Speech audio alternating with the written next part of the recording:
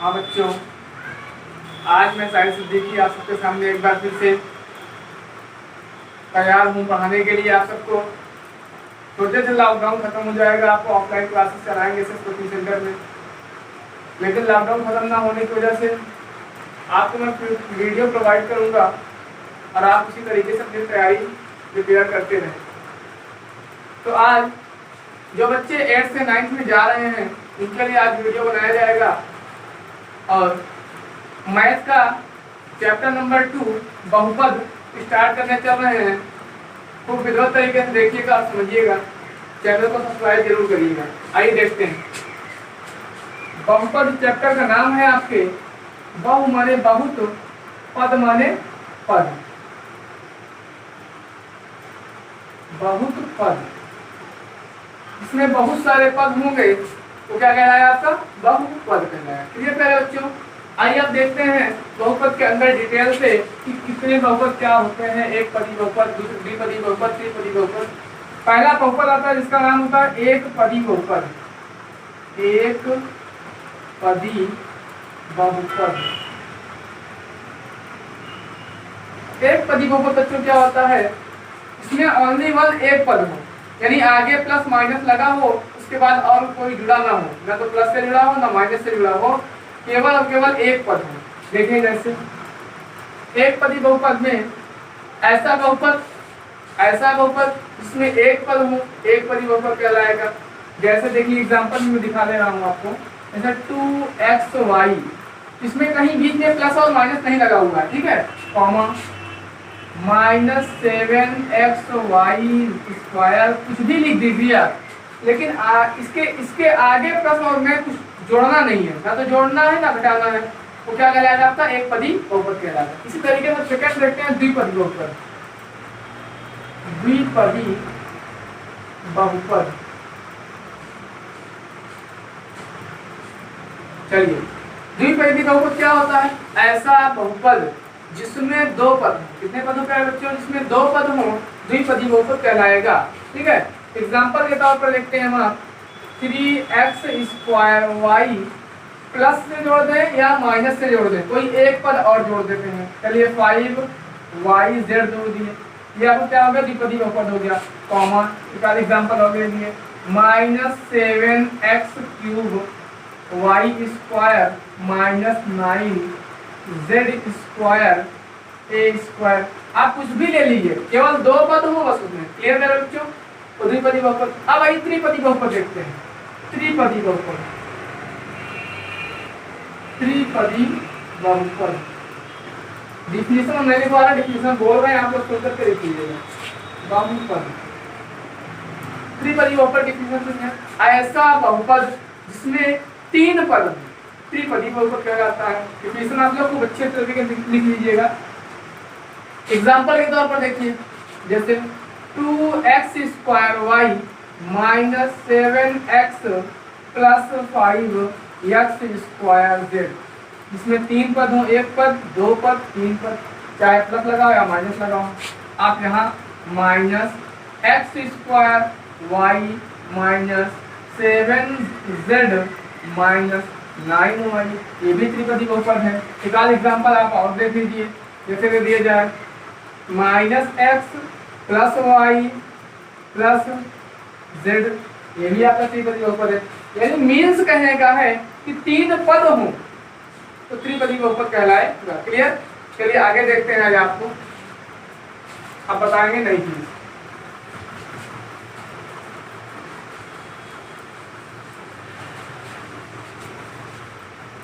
चलिए नोट्स बनाते रहिएगा आप लोग, ठीक है। अब आते हैं कुछ फार्मूला पहले देख लें, फिर एक्सरसाइज खेलेंगे। फार्मूला आप सब लोग पढ़ चुके हैं पहले भी, लेकिन आज थोड़ा सा रिवीजन कर लेते हैं। x + y का whole square equal to x का स्क्वायर प्लस y का square plus 2xy, x minus y का whole square equal to x square plus y square minus 2xy। तीसरा देखिए x square minus y square is equal to x plus y x minus y. आगे देखिए x plus y का whole cube. जरूरत केवल 3 ही की है, लेकिन मैं लिखवा दे रहा हूँ।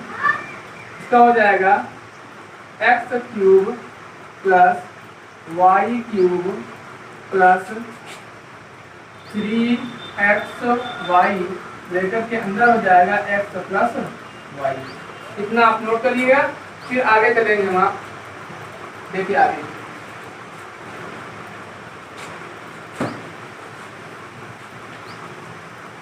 चलिए,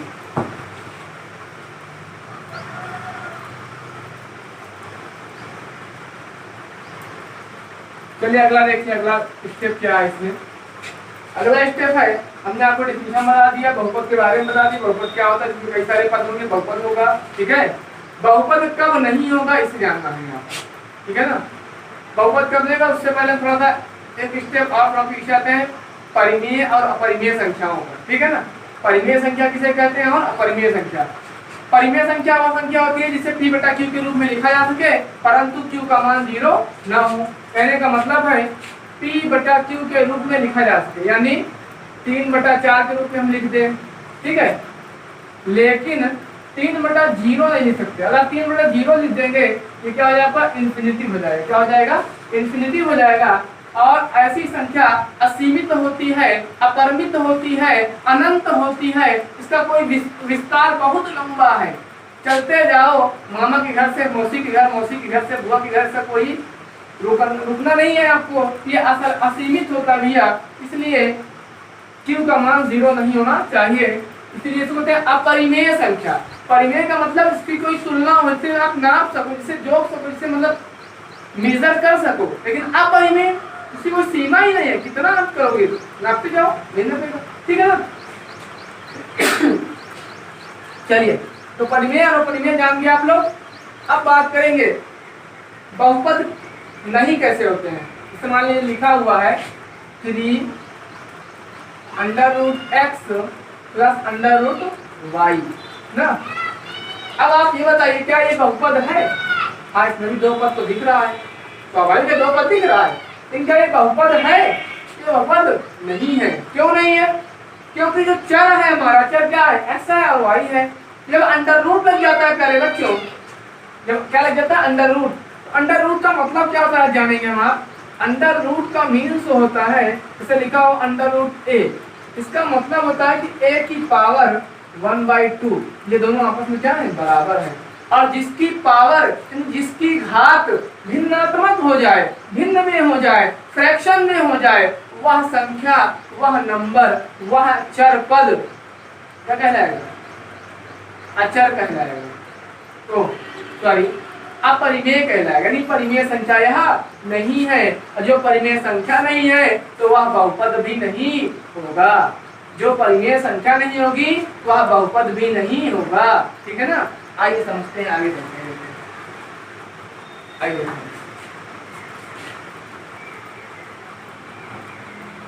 अब एक्सरसाइज देखिए।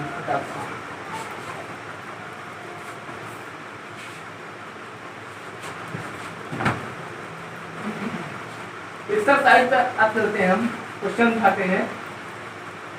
पहला क्वेश्चन है प्रश्नावली 2.1 का। प्रश्नावली 2.1 का पहला क्वेश्चन आपका है। क्वेश्चन में कह रहा है, पूरा क्वेश्चन हम पढ़ ले रहे हैं, लिखने में काफी टाइम लग जाएगा। निम्नलिखित व्यंजकों में से कौन कौन एक चर में बहुपद है और कौन कौन नहीं है, कारण के साथ अपने उत्तर दीजिए। यानी पूछ रहा आपसे कौन सा बहुपद है और कौन सा बहुपद नहीं है। आइए पहला देखते हैं। पहला फर्स्ट क्वेश्चन आपका है, दिया हुआ है इसमें 4x² + 3x + 7, 4x² + 3x + 7। आप फर्स्ट ऑफ ऑल इसमें देखिए कहीं अंडर रूट लगा है, नहीं लगा। अगर अंडर रूट नहीं लगा है तो आप हमेशा जान लीजिए कि ये बहुपद है। लिख देंगे इसके आगे, हाँ यह बहुपद है। इस तरीके से हाँ बहुपद है, बहुपद हो गया, इसका आंसर हो गया। ठीक, बस ये बताना था आंसर बहुपद है या नहीं है। सेकंड क्वेश्चन आपका इसी तरीके से है, इसमें दिया हुआ है y square plus root 2, y square plus under root 2। आप ये बताइए अंडर रूट इसमें दिख गया, क्या ये बहुपद है या नहीं है? बहुपद है। क्यों है बहुपद? क्योंकि चर के ऊपर नहीं लगा ना, ये तो अचर के ऊपर लगा है ना, संख्या के ऊपर लगा कोई इफेक्ट नहीं पड़ेगा, कोई प्रभाव उसका नहीं पड़ेगा। लेकिन अगर चर पर लग जाएगा उसका प्रभाव तुरंत पड़ जाएगा। यह अभी क्या है? बहुपद आपका है, बहुपद, बहुपद है। ठीक, थर्ड है आपका इसी तरीके से। तीसरा क्वेश्चन है 3 under root t plus t under root 2। अब देखिए अगर यही ना होता तो बहुपद बन जाता, लेकिन यहाँ क्या टी क्या है? टी चर पद है, चर पद के ऊपर क्या लगा? अंडर रूट लग गया। इसके मतलब यह बहुपद नहीं है, यह बहुपद नहीं है, यह बहुपद नहीं है। ठीक, इस तरीके से इसमें दो और बचे हैं। चौथा आपको पता है, चौथा थोड़ा अजीब तरह से है, ये बताना पड़ेगा आपको, नहीं बताते हैं। y प्लस 2/y ना, y plus 2/y।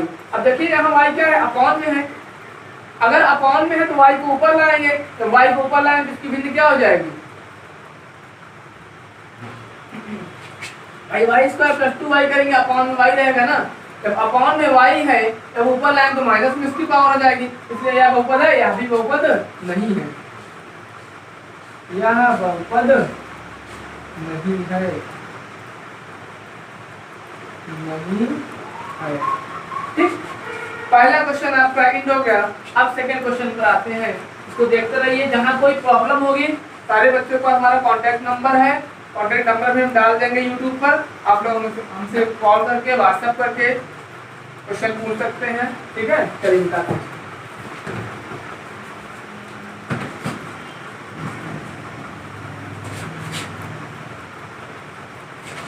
Question number 2 है आपका। पहले जानेंगे फिर क्वेश्चन नंबर 2 करेंगे, पहले सीखेंगे कैसे होता है, क्या होता है। ठीक है ना, आइए देखते हैं। कह रहा है निम्नलिखित में से प्रत्येक में x स्क्वायर का गुणांक ज्ञात कीजिए। जैसे अगर लिखा हुआ है 3x, हम कहें इसमें x का गुणांक क्या है, तो जो चर के सामने वाला अचर पद होगा वही x का गुणांक होगा, वही y का गुणांक होगा, वही z का गुणांक होगा। इसे दिया जाए 2y। अब इसमें कहा जाए कि y का गुणांक कौन सा है? y का गुणांक इतना थोड़ी नहीं है। y का गुणांक क्या है? y के साथ जो मल्टीपल होगा, y के साथ जो गुणा होगा, तो अचर संख्या क्या है? 2 है, तो y का क्या हो जाएगा गुणांक? y का गुणांक 2 हो जाएगा।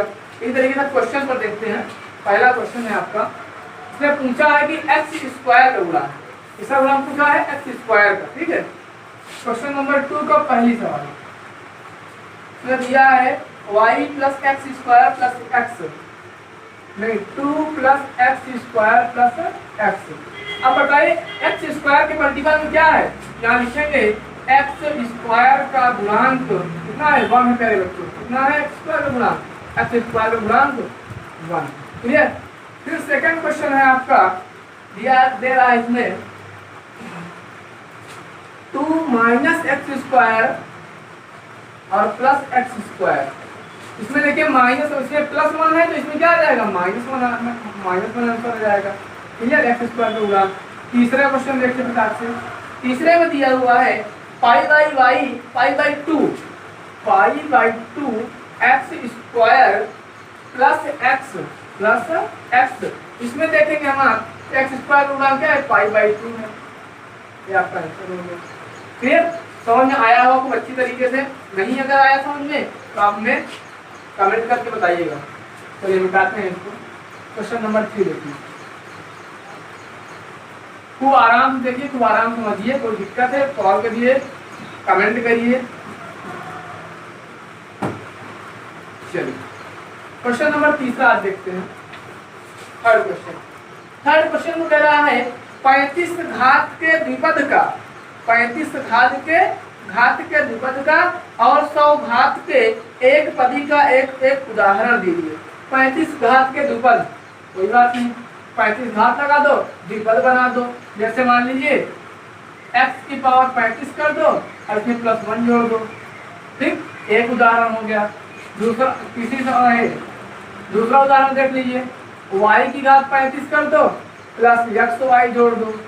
तीसरा उदाहरण देखो, ऐसे आप बनाते चले जाओ, द्विपद रहे बस उसमें।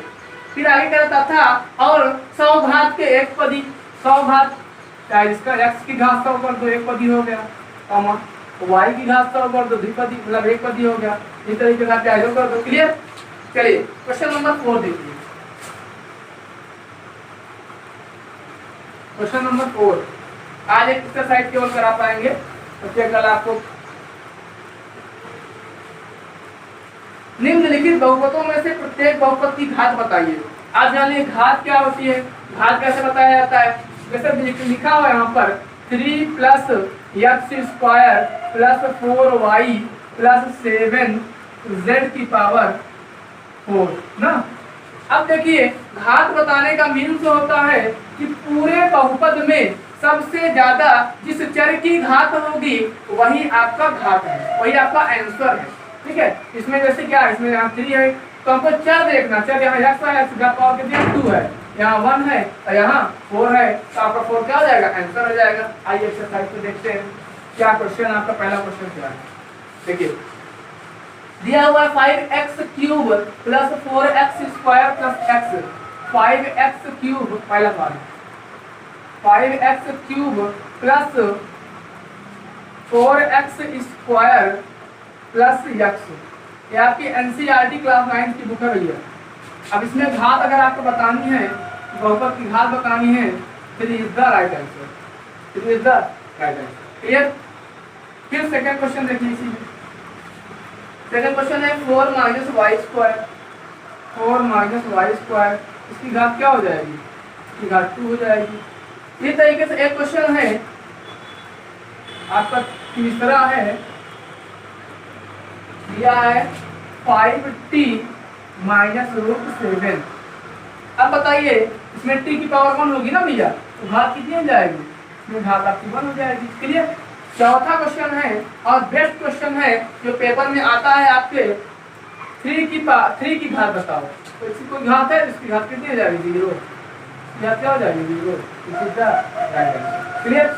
समझ में आया होगा। लास्ट क्वेश्चन है क्वेश्चन नंबर 5, देखिए लास्ट क्वेश्चन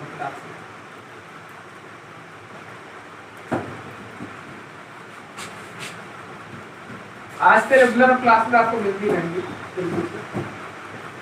चलिए क्वेश्चन नंबर 5 देखिए। पहला कि बताइए निम्नलिखित बहुपदों में से कौन बहुपद रैखिक है, कौन द्विघाती है और कौन त्रिघाती है। एक पदी बहुपद को ही रैखिक बहुपद भी बोलते हैं। क्लियर? एक पदी को रैखिक बहुपद भी बोलते हैं। जैसे पहला क्वेश्चन दिया है 5 का, पहला है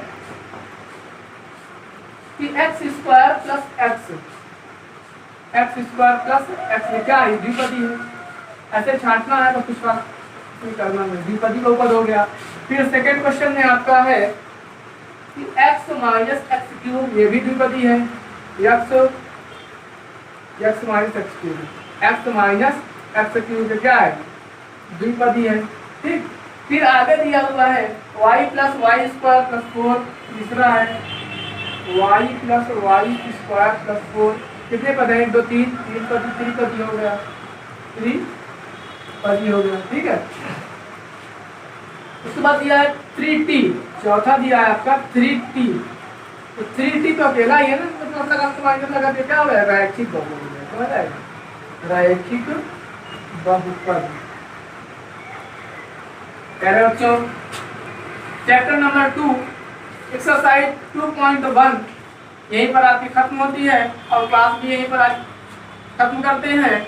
इस तरीके से आप वीडियो को देखते रहिए, लाइक करिए, सब्सक्राइब करिए। कोई दिक्कत है, कहीं नहीं समझ में आता है तो आप हमारे पास कमेंट करिए, नहीं तो हमारा व्हाट्सएप नंबर सेंड कर देंगे, व्हाट्सएप पर आप दे सकते हैं, फोन कॉल कर सकते हैं। ठीक, जय हिंद, जय भारत।